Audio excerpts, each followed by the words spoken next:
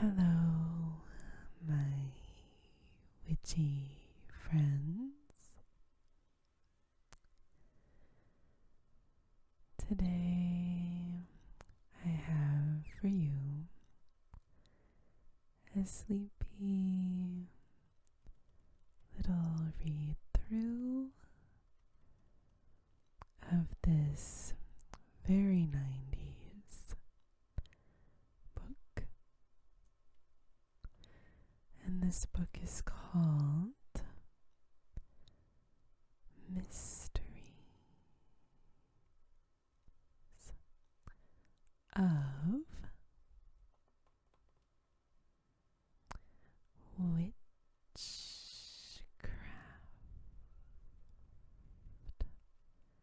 and the Occult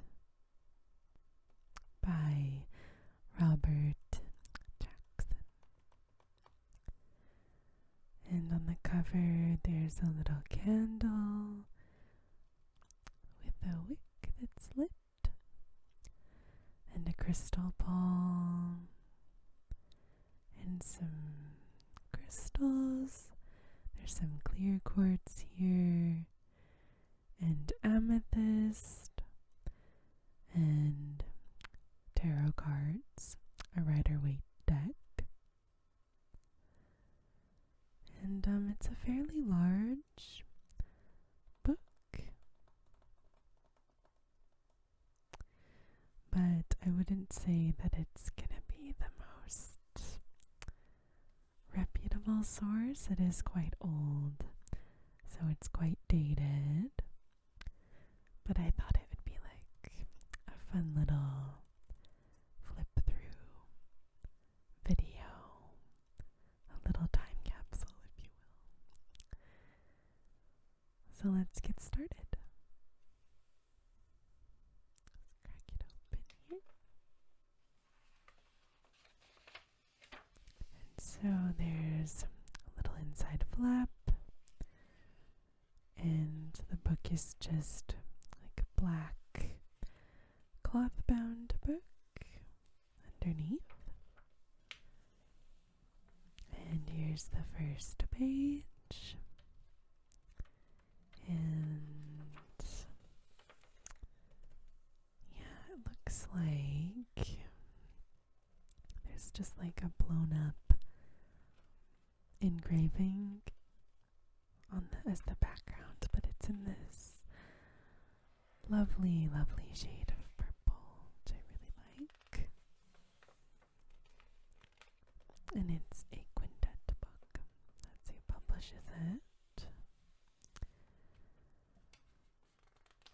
And I think we're gonna start with the Basque witches, just because that's an area that I'm a little more familiar with.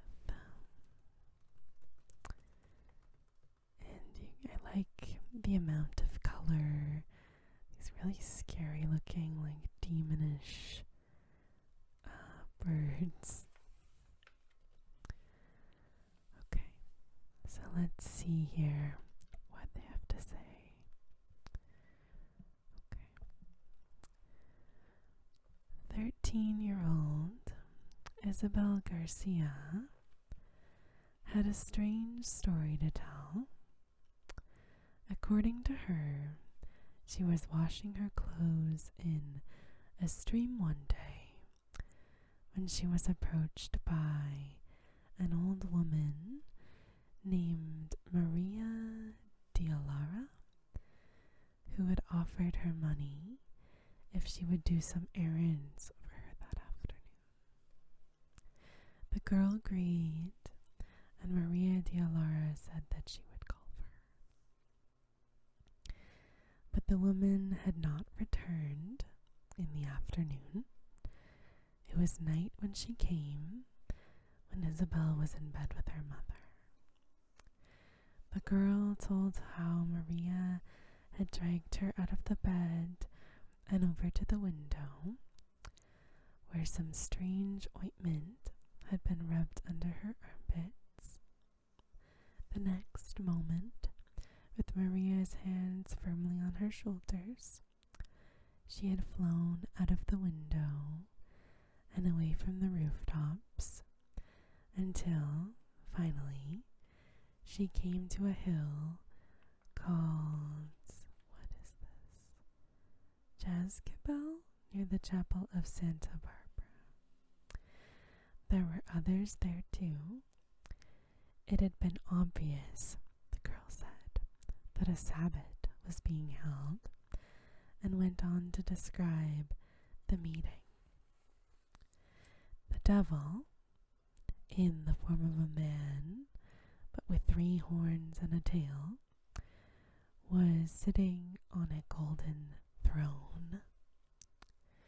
The girl was presented to him by Maria, and the devil urged her to renounce Jesus Christ, the Virgin Mary, the Holy Fathers of the Church, and her godparents.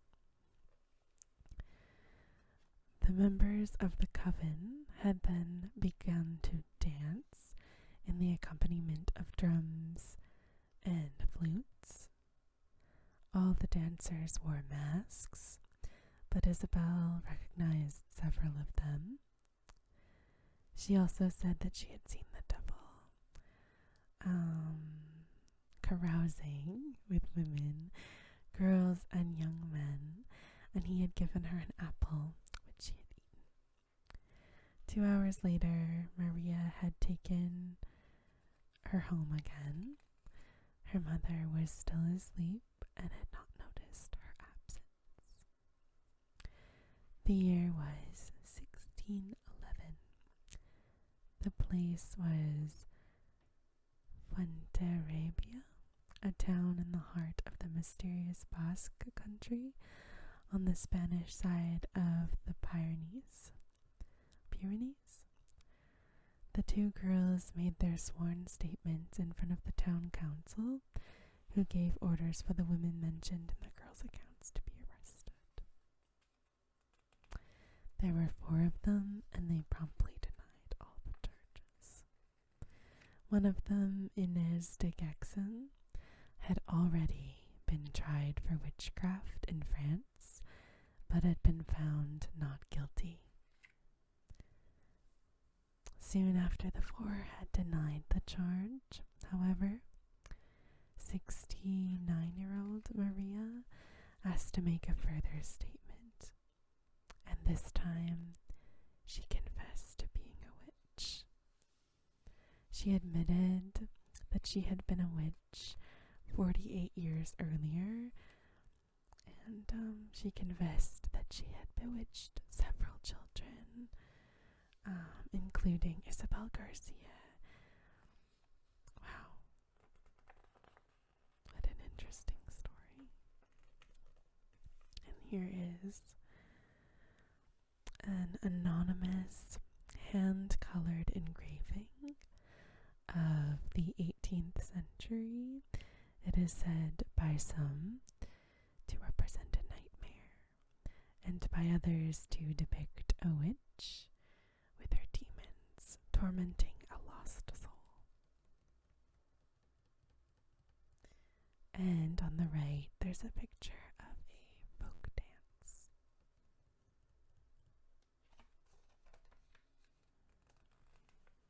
It says that contemporary accounts attribute a great variety of crimes to the Basque witches and the devil, or high priest, who presided over their gatherings.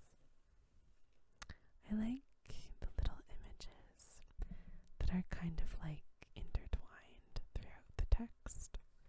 You can really tell that whoever had this book never cracked it open, because it's the spine hasn't been cracked at all, so it's very satisfying to turn each page. It says below, the ancient standing stones of Carmack and the surrounding area seem to symbolize the mysterious past of the Basque people.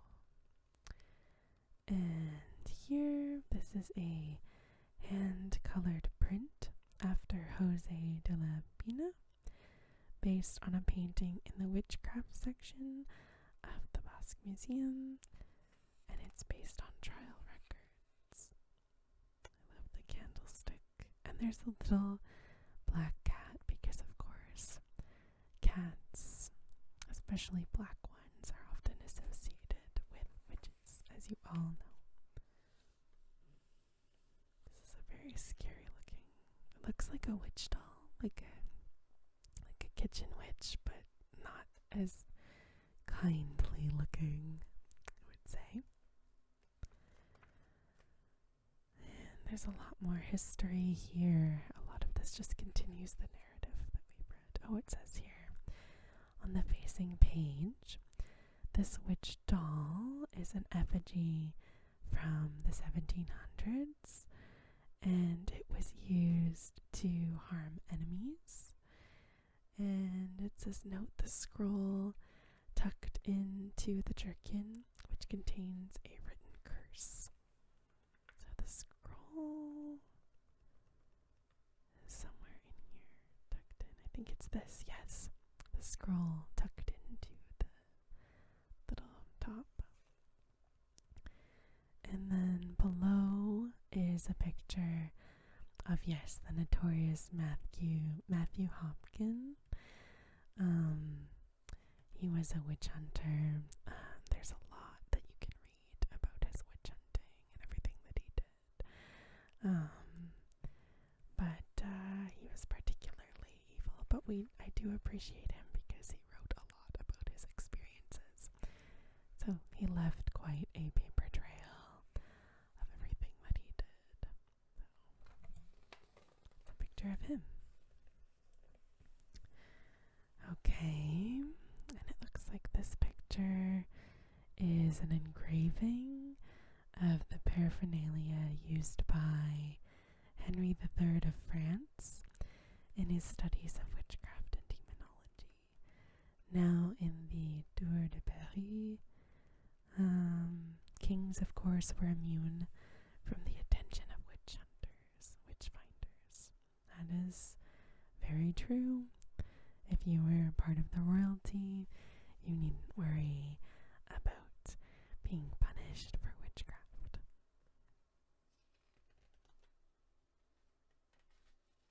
There's a piece of pottery. Oh, it says it's a witch jar. Oh gosh, that's so cool. Many witch jars have been found containing such things as nail clippings and other personal objects used in magical enchantments. Okay, wow. Fascinating. And there's no explanation as to what this is. Just a general picture of the countryside. We don't need to know what it is. I'm sorry about my pronunciation. It's not great. I'm working on it. When I read, a lot of it is in my head. So I've gotten comments like, you're not pronouncing this right. But it's okay. It's okay. We're all learning. This is the Beast of Gévaudan. I'm assuming that is French. And let's see what it says here. The word spread like wildfire throughout the whole of the Haute-Loire region of southern France. People walked in fear and barred their doors against the sinister evil that stalked the land during the hours of darkness. The body of a young girl had been found on the edge of the Mirepoix forest, a few miles southwest of the town of Langon. She had been literally torn to pieces. The wolf had struck again. I'm assuming that's what this depiction is of. It was said that the creature responsible was a devil, that it was not of this earth. It was big as a bull, with great steel-like claws and pointed ears that were resembled Satan's horns. Hilariously, there is a typo here. This is what I mean, not the most reliable source. It was reddish in color with a black stripe down its spine, or so people said. Of course, no one had actually seen the creature and lived to talk about it, but everyone knew someone who had. So, the wolf's first victim was a 14-year-old girl. Then a second girl was killed, and then killings just kept happening, I guess. By the end of September, the inhabitants of this area were in the grip of terror. They had never known anything like it. The Dog of Darkness. So it's being connected here to werewolf legends. Werewolf legends have been part of European folklore for many centuries and probably originate in Celtic times, when both wolves and dogs were often associated with evil and disaster. One Welsh legend, for example, tells of Gwalichi, the Dog of Darkness, a huge animal that stalked the land, paralyzing humans with its fearful howl and then destroying them with one glance from its luminous eyes.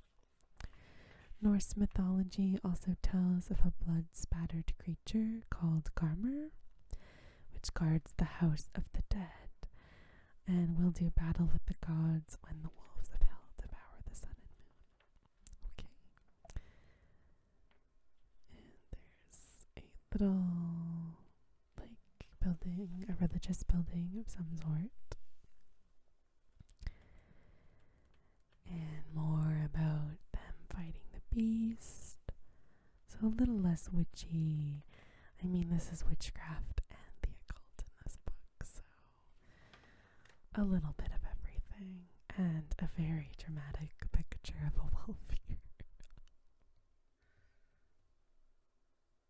It says, left the snarl of a wolf. The king's hunters killed a large creature like this, but it was not the beast. His mouth is so open that it's almost like triangular. Okay, so another chapter I was interested in is chapter 5, which is called The Silver Thread. And we're moving forward in history here. And I think this one is a little bit more like to do with the soul and spirituality. Yeah, this is more about general supernatural experiences, but when I picked this book up, I thought that this was so funny. This image is so amazing. It says on the facing page, this computer-generated image, based on personal accounts of out-of-body experiences, shows the astral body leaving the physical body at death or sleep. So this was computer-generated in what year? Let's look at the copyright, which I'm sure is here somewhere. Let's see. 1991. So this was made by a computer in the early 1990s. Pretty incredible. And I also had a little laugh at this picture of this woman, like reclined in this chair, trying to astral project, I guess. There's this little bit on astral planes. And it says that astral projection has been practiced by the adepts of many occult groups throughout the world for centuries, and there is strong evidence to show that it works, whether intended or not. Subjects who claim to have attained the state of leaving their physical bodies often find it difficult to describe the splendor of the experience, which projects them into a timeless, spaceless zone of pure magnificence. One subject described it thus: "There is no ground and no sky, no boundaries of any kind. Everything is open. There are other people there, and when we want to communicate, we can do so without having to listen, without having to speak." Wow. And there's a painting to do with astral projection of some sort. A lot of 1940s World War II related content. And then we move into The Witch of Kilkenny. Okay. Let's see. Before she married Sir John Lepore, Lady Alice Kittler. Oh my gosh, this is about Alice Kittler. I love the story of Alice Kittler. Okay. Let's see if he gets it right. Alice Kittler had had 3 previous husbands. They all had one thing in common. They all died young, and they all died mysteriously. Lady Alice lived in Kilkenny, Ireland, during the early part of the 14th century. She and her family were not popular in the area, partly because they were very wealthy, and partly because of their cruelty towards the serfs who were bound to them. 2 of Lady Alice's husbands had been widowers with children, and it was these stepchildren who were to be responsible for her eventual downfall. The trouble began in 1324 when Sir John de Poor began to suffer from a strange illness, a wasting disease that caused his hair to come out in great tufts and the nails to drop from his toes and fingers. Seeing what was happening to him, Lady Alice's stepchildren began to whisper that it was a mysterious illness just like this that had killed their fathers. There were other whispers too, rumors that Lady Alice practiced witchcraft, whispers which finally reached Sir John. He demanded the keys to his wife's room, but when she refused to give them to him, he took them from her by force. Unlocking the door, he discovered a number of chests that contained vials of evil-smelling liquids and what looked like powdered bones. And for Sir John, the discovery was proof enough that his wife was dabbling in the black art. He sent the vials to the Bishop of Ossory, an English Franciscan named Richard de la Drede, together with a letter written by Lady Alice's stepchildren, accusing her of consorting with the devil. The Bishop of Ossory had recently been consecrated by the Pope, who 6 years earlier had issued the first papal bull dealing with sorcery. He had even ordered an inquiry into certain members of his own court who had been accused of practicing magic. This involved charges of raising the dead, causing pain and death by means of images and effigies, and conjuring up demons with the aid of mirrors. And it talks about what the Pope believed, and the Inquisition, of course, everything that led up into that. I love this style of illustration. Oh my gosh. So this is witches preparing ointment to enable them to fly. It was alleged that Lady Alice Kittler possessed this power, and there were 7 formidable charges against them in the bishop's indictment. First, it was alleged that in the performance of witchcraft they had totally denied the faith of Christ and cast aside the guidance of the church for long periods. Lady Alice and her coven were charged with seeking advice from demons, the premises of the church being used for this purpose. From the brew, Lady Alice was said to have made potions that could cause love or hate, or be used for harming the bodies of faithful Christians. On top of it all, there was the allegation that she had disposed of 3 husbands and was in the process of getting rid of the 4th when she was found out that she had so infatuated and charmed him that they had given all their property to her and her son and heirs, insomuch that her present husband, Sir John Lepore, was reduced to a most miserable state of body by her poisons, ointments, and other magical operations. But being warned by her maidservant, he had forcibly taken from his wife the keys of her boxes. And it says, so they found a wafer of sacramental bread, having the devil's name stamped thereupon instead of Jesus, and moreover a pipe of ointment with which she greased a staff, and ambled and galloped through thick and thin, when and in what manner she wished. And Lady Alice and her accomplices were not imprisoned, because in British courts up to this time, sorcery had not been regarded as a crime that came under the jurisdiction of the Church. The only man with the necessary authority to bring the accused to trial was the Lord Chancellor of Ireland, Roger Outlaw, and he was related to Alice's first husband. He decided to take no action and tried to persuade the bishop to drop the charges. The bishop refused and convened in an ecclesiastical court at which Lady Alice was excommunicated in her absence.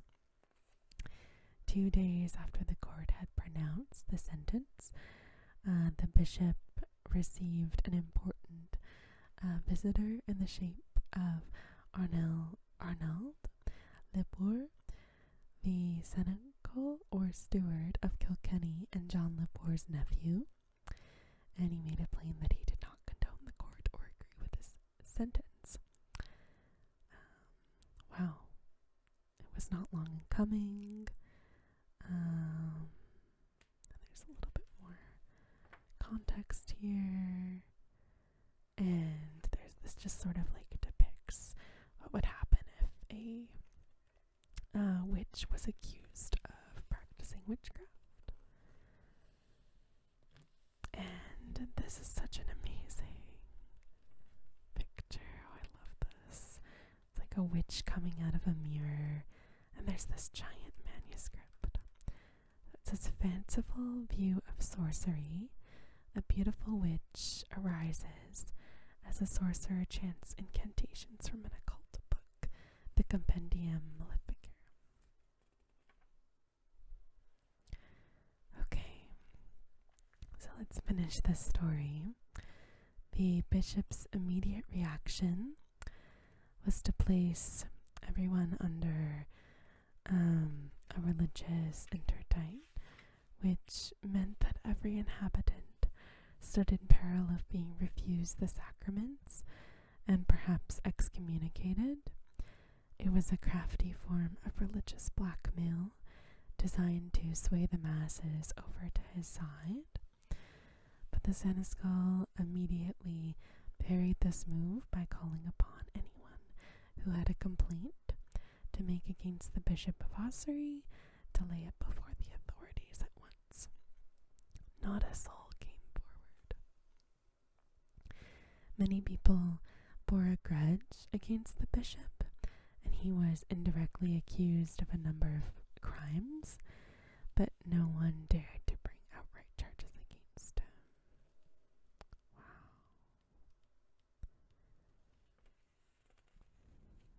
And it just talks about some of the religious implications of Lady Alice's accusations. And it says the Kittler case is important for 2 reasons. First of all, it was the first witch trial in Ireland, and poor Petronella de Meath had the dubious distinction of being the first witch to be burned in that country. But apart from that, the details of the trial, the sacrifices at the crossroads, the flying on brooms, the copulation with demons, the preparation of nauseating potions for evil purposes, the weird incantations, it was all to be repeated so many times in almost identical detail in witch trials between the 14th and 18th centuries. But many people believe that the most fascinating figure in the whole case was not Lady Alice, but the demon known as Robert Artisan. Just who or what he was will never be known, but he was clearly the leader of the coven and made up the required number of 13. And it says perhaps he might have been a supernatural being. Perhaps under different guises he went on appearing at satanic rituals long after Lady Alice and her accomplices were dead. Wow. And it says below, Franz Franken's magnificent painting of a witch's Sabbath in the Victoria and Albert Museum. And I have seen this. It is on display at the Victoria and Albert at the V&A. And it's like much richer and more beautiful in person to see. Okay. So here, I think I'm gonna stop here and return for a part 2 later on.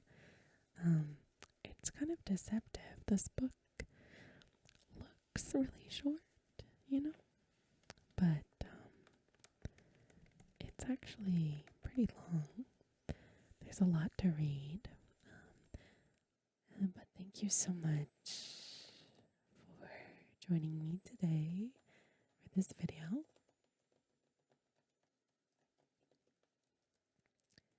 And I hope that you have a lovely, very restful sleep. And I'll see you again for some more witchy books very